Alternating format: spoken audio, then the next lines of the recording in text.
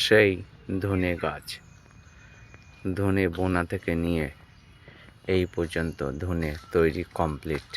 কৃষকরা মাঠ থেকে তুলে আনলো, তুলে এনে লাট দিয়েছে।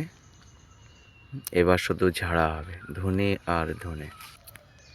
পুরো গাছ ভরা ধনে, দেখতেই পাচ্ছেন কত সুন্দর এবং ভালো হয়েছে।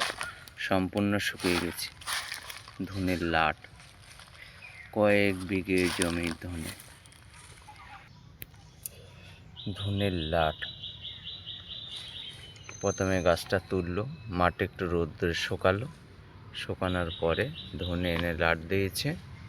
এবার ঝাড়া শুরু হয়ে গেছে। প্রচুর ধনে হয়েছে কৃষকদের, খুব সুন্দর এবং ভালো।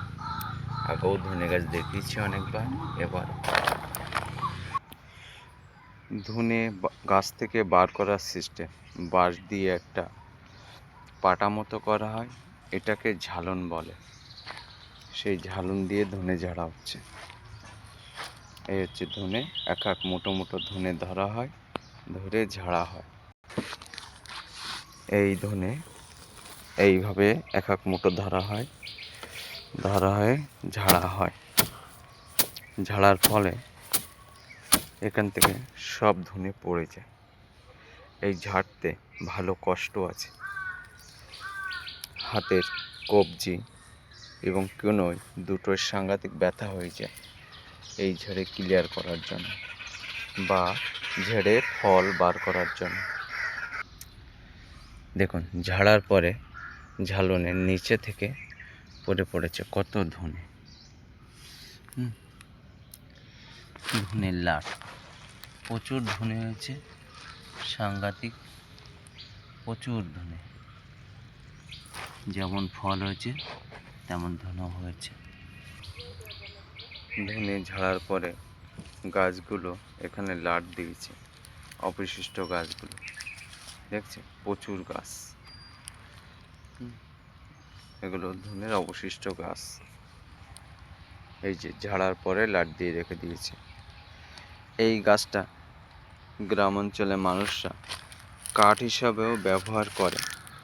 জ্বালানি কাঠ, রান্নার কাঠ সেই হিসেবে ব্যবহার করে, বা কেউ কেটে কুচিয়ে জৈব সার হিসেবে ব্যবহার করে থাকে। এগুলো কেটে কুচিয়ে একটা জায়গায় রেখে দেওয়া কিছুদিন পরে আবার সারে পরিণত হয়ে যায়, সেগুলো আবার জমিতে ব্যবহার করে। এগুলো দুইভাবে ব্যবহার করা যায়, এক জ্বালানি আর এক জৈব সার। খুব সুন্দর এবং ভালো ফল হয়েছে ধনের, দেখার মতো, খুবই সুন্দর, বলার কিছুই নেই। আপনারা দেখতে পাচ্ছেন, খুবই দারুণ এবং সুন্দর।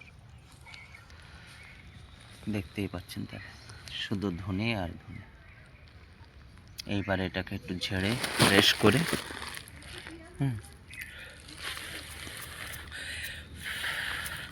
চাষিরা পরিষ্কার করবে, পরিষ্কার করে এরকম ফ্রেশ